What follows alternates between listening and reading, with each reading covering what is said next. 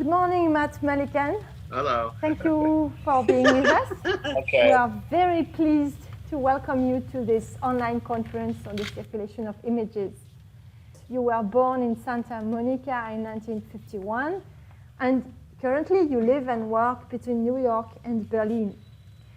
With some of your fellow students of John Baldessari, including James Welling, David Salle, you're part of the so-called pictures generation.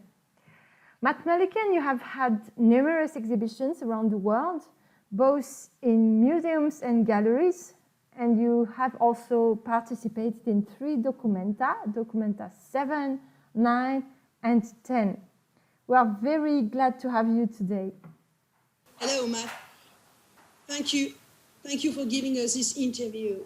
We're going to talk about the images, the pictures, their circulation. That's the theme of our online session. It seems to me that your work could shed some light on the issues. We will show during the interview views of your exhibition representing the work at the Max Grand Ornu in Belgium. After the shutdown, it has been reopened since a few days and will be on view until mid-October.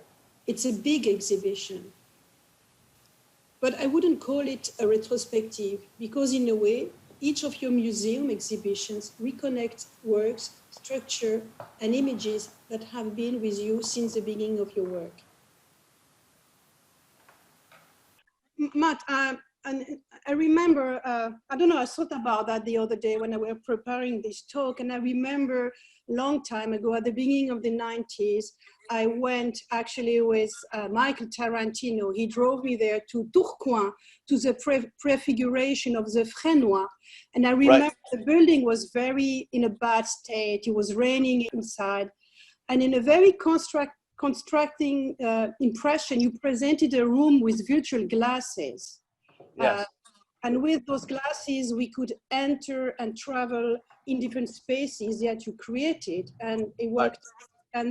But actually, this cutting-edge technology at that time became a very common technology today, and they're using for video games. But I haven't seen so many of your exhibitions, but you're not working with this technology anymore. And actually, many of the work in your exhibition at the Max, you're using the, how do you call it? And you use the rubbing, thank you. You're using, which is a very old old mechanical way to reproduce the images. So maybe, can you say a bit about all the, there are no techniques, but how you go from one form to another. Yes, yeah. The rubbings, the thing about the rubbings is that they are the first form of reproducible media. They go back centuries to China, and where you'd have one master, the model, and then you could rub images from that model and then take them home. It was like a newspaper. It was about spreading information. And I like having the youngest, the newest media form, in the same context with the oldest. They function well together. And I want this tension, but the tension is in the forms. In my work, I've gone from stained glass windows to video projections to cast iron to ceramics to name the form. I've got flags, posters, whatever. I mean, and the point is that the form itself has meaning, and of course contextualizes the information that you're getting.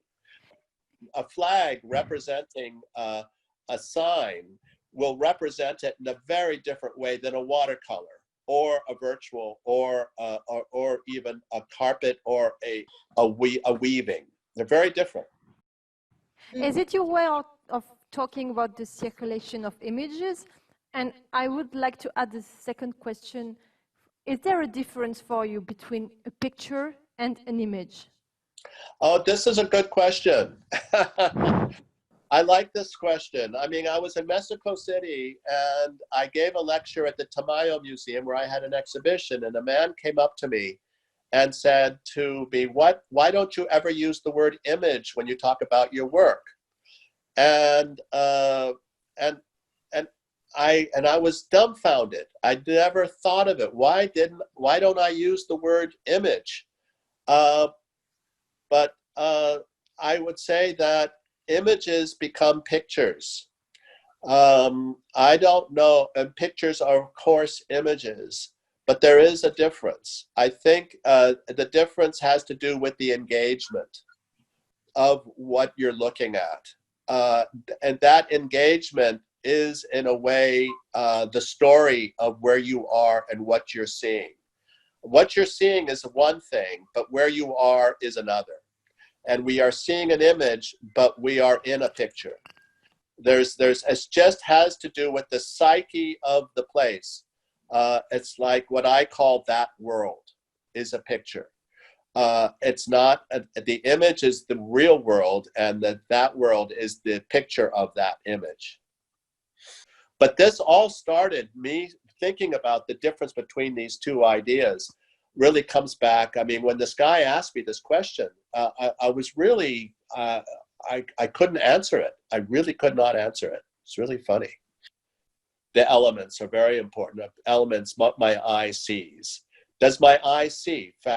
For one thing, my eye does not see. I see, but my eye does not see. And my eye decodes patterns that become images, that become pictures. We have brought images from the Max exhibition. Yeah. And we wanted, with Marie-José, we wanted to talk about this huge database of images that you build with your work. You fix images in this display. Is it for you a way to make order from chaos, to stop images from circulating? You know, I would not call it chaos. We are, you know, like animals, we are animals, and we live our lives, and we're fine that way. I'm watching squirrels in the backyard here now, because I'm facing our backyard, and there's squirrels running around, and they seem to be making decisions about where they go. And there's no there's no chaos. They are in their world and they're fine. And generally we are like that. But when we start to change those parameters to include images and pictures, then you have multi-layerings. You have one thing that could fit into 5 categories and vice versa. And then it seems to become quite chaotic. I realized that my first lecture that I did on my work that I can recall was to my grandparents in Chickasha, Oklahoma, and my aunts and my uncles. We were there for Christmas, and I was on my stuff, and they all understood it because I was not talking about art. I was just talking about the world and how my art represents that world. This is very much what I continue to do. In my work, every show that I do is like a survey show of the body of work. So the context that I'm creating is represented in most exhibitions that I have. Now, this piece that you see, there are 2 pieces in that image that you just showed me. And that is the meaning of things, which is on the tables. And then you have representing the work, which is the things on the bed sheets. And the representing the work is a synopsis of all the stuff that I've done in my career. I mean, it has most everything in it. And it's in 64 bed sheets.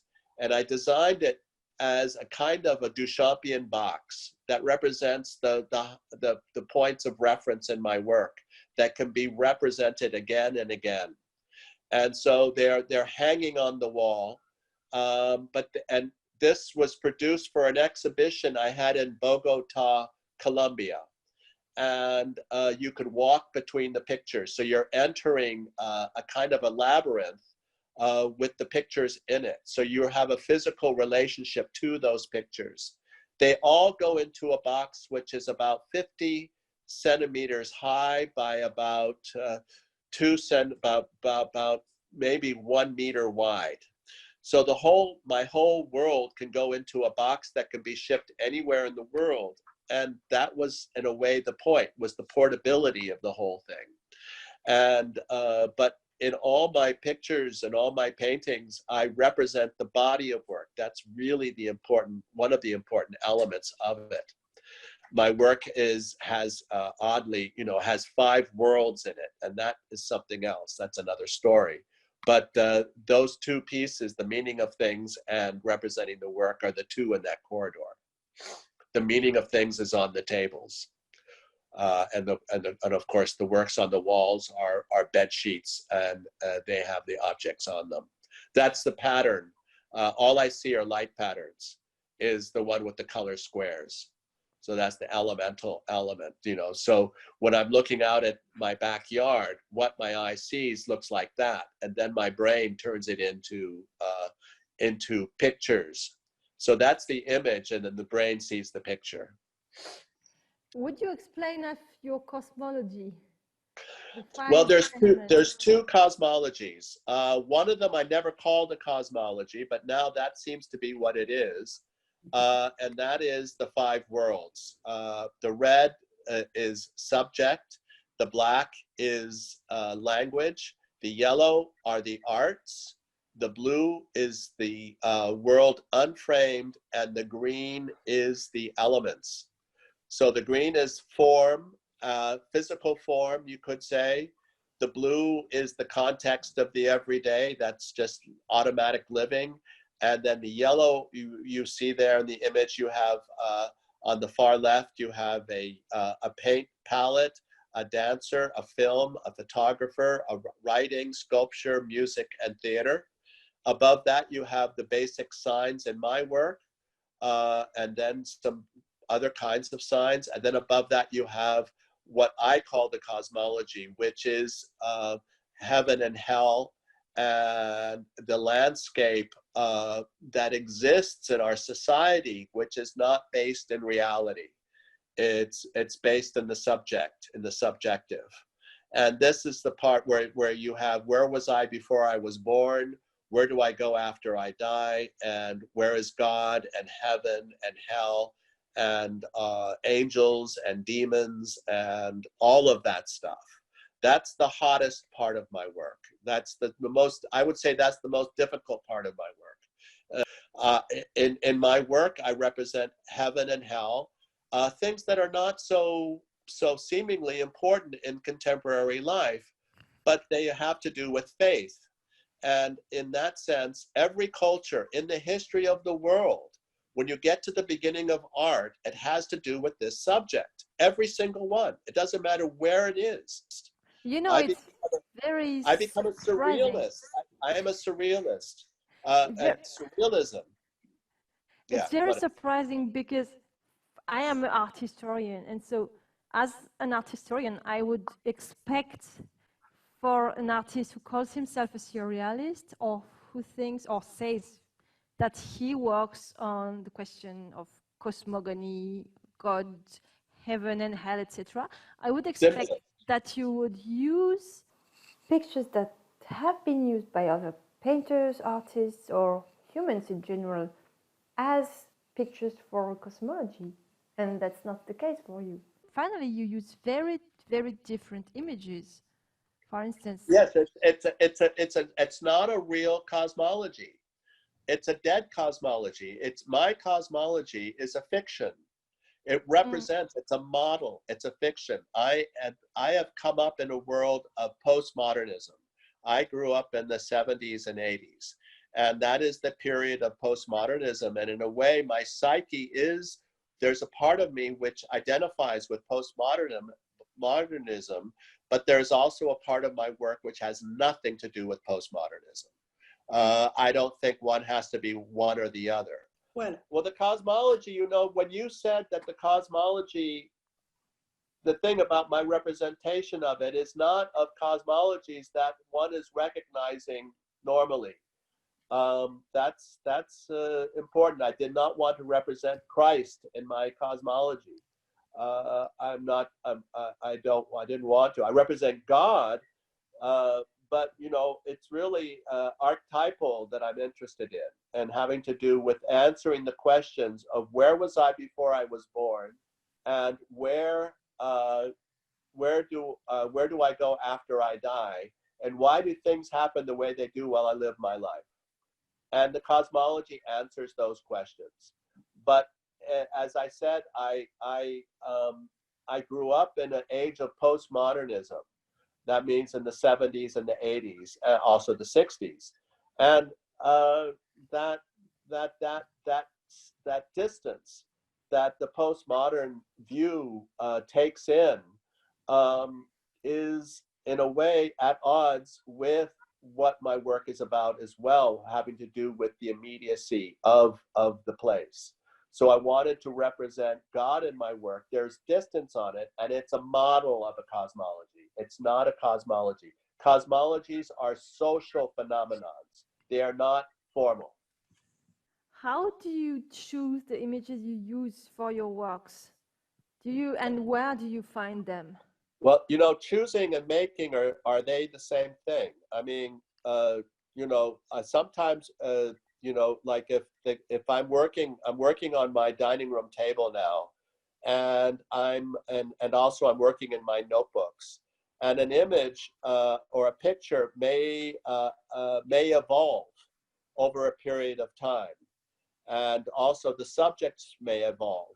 So they're not really chosen like choosing pictures out of a book or out of a video or whatever. They can evolve on their own, and you cannot say exactly when they were chosen, if they were chosen, but they come out of like a lot of the images from the cosmology come out of my performances, the performance work, and you might say the trance state. Where I would be putting myself into a kind of a trance state, and then within that trance state, things become apparent, and then I utilize them later on. So, you know, that's another thing to say, that where do I choose my images comes from a fact that the images are all out there, and that somehow we simply choose them the way we choose subjects on our iPhone, you know, like points like apps on our, like you go to have an app and I have 25 pictures and I point to one and then I get one, and that's that. But it's I think the evolvement of the subject is not like that. I think it's much more abstract, and it comes out in a slow, like, as I said, the cosmology has been evolving for 45 years. So it's hard to say exactly when. I know why I did the first one I did, the first time I chose it, but it was having to do with the idea of the cosmology in general, and as it relates to what I thought, trying to understand what is it, and what is art, and how does art work. But when you see an exhibition of mine, I was once in a show I had at Peter Freeman's 3 or 4 years ago.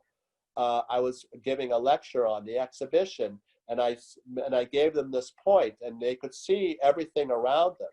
And I pulled out my iPhone, and I said to them, you know, I'm always considered to be the fool on the hill. And I pulled out my iPhone, and I showed them my home page, which is where all the apps are, all the signs for all the apps. And I showed it to them, and I said, does this look like my exhibition?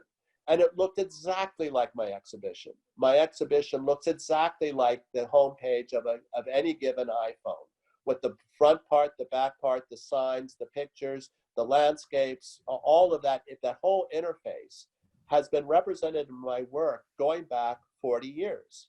I started working with signs in mid-70s, early mid-70s, and I'm putting them up on the wall in a very similar way that the iPhone has them on there.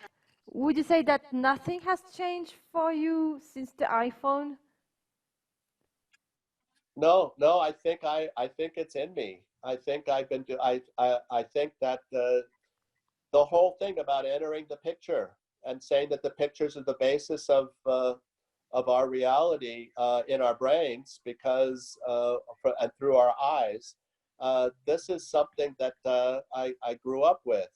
You know, I grew up with television, and television was a very simplistic recorded image, but it was enveloping me as I grew up. You know, the Mickey Mouse Club in 1950s, or all of the Gilligan's Island or Love Boat, or all of the or soap operas, and all of that involvement, engagement I had with my psyche inside that thing.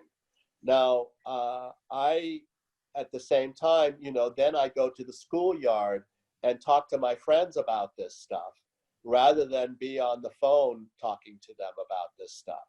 But we're still talking about stuff that's, you know, and brands. Back then, you talked about brands and all this, but now we can put our own thumbprint on the TV, and that we see ourselves on television much more than we did back in the day. But you know, the whole thing about, say, virtual reality. When I was involved with virtual reality and continue to be involved with the media image that way, with the signs that are depicted in the internet and on there, is the fact that not the picture that's important, it's the feeling of what that picture represents. My last really, I mean, one of my shows at the Hangar Bakoko was called The Feeling of Things.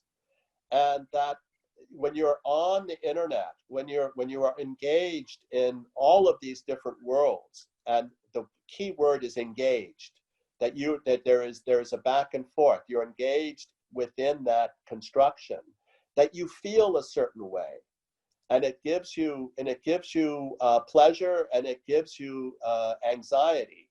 But I'm very much interested in the engagement in that world.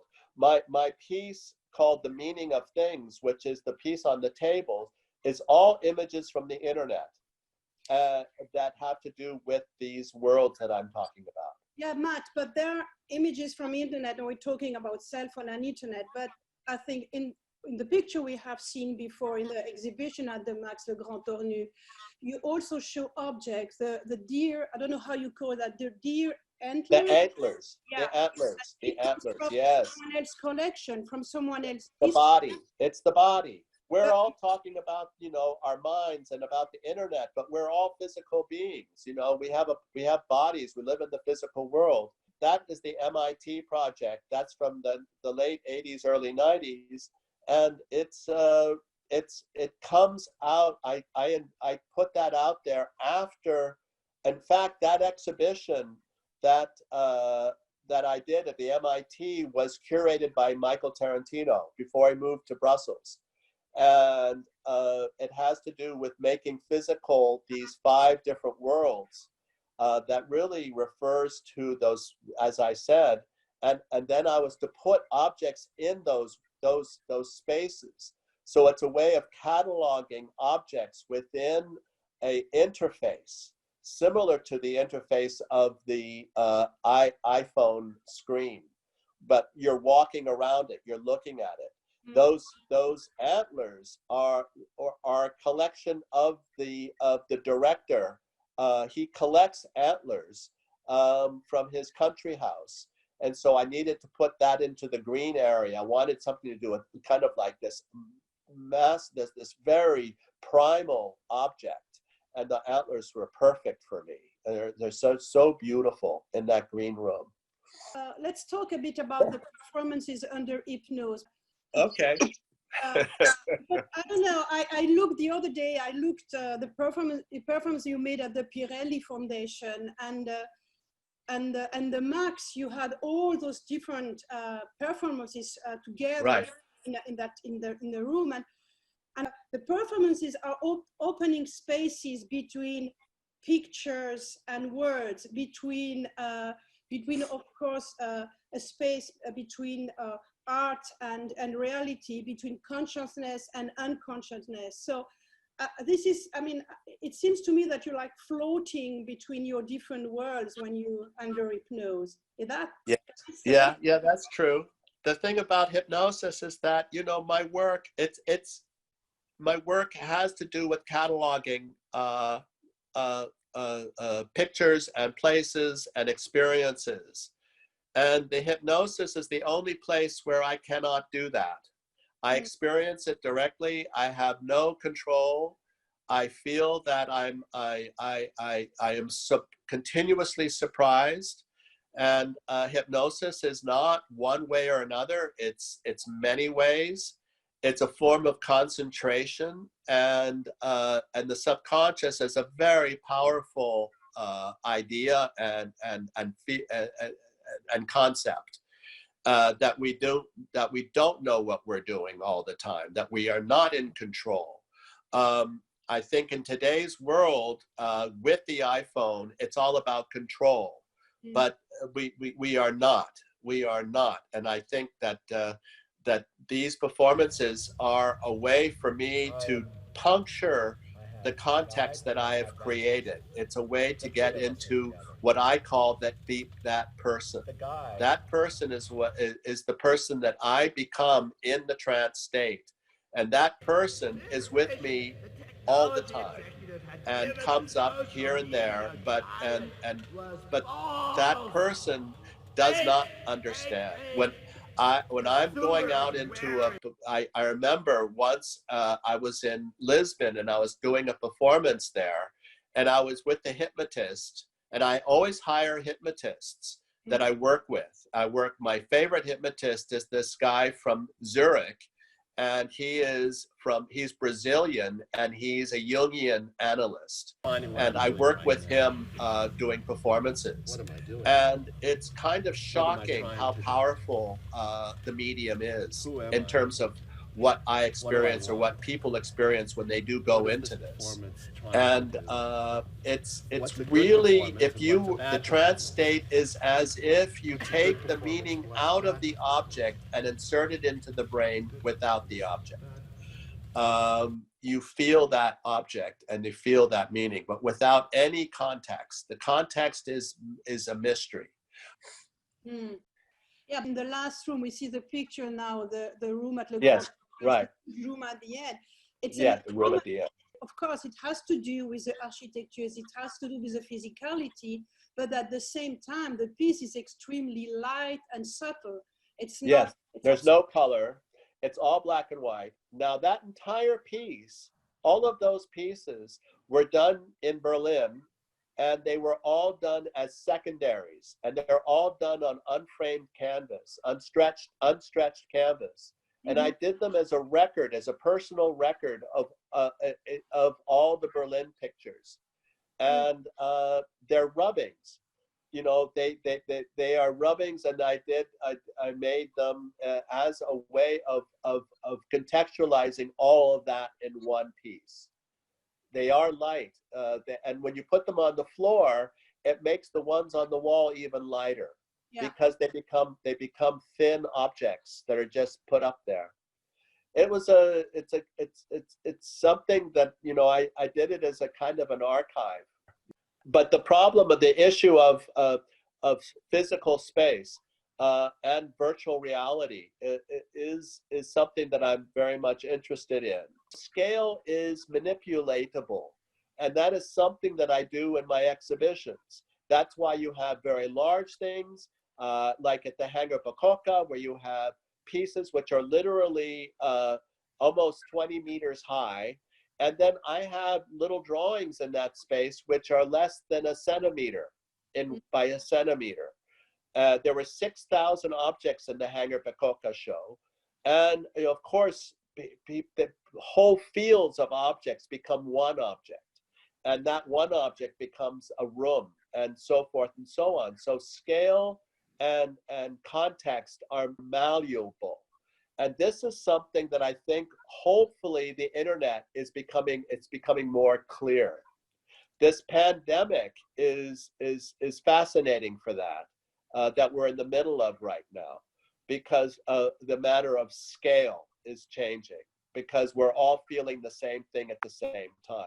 So we're all in one room right now. We all are in the same, we are isolating, we are involved, we're slowly coming out, but we've all gone through this, we've all become, numbers are changing. The ideas of what numbers represent is changing. That representing the work and representing the world are something that, this is something that everybody does. Everyone does this. They all do it. We all do it. We are unaware. Most people collect something.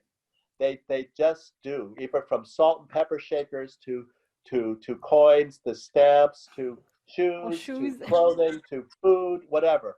They do it, and they're curators of their own collection, and they're not even aware that they're doing any of it. They simply live within that context.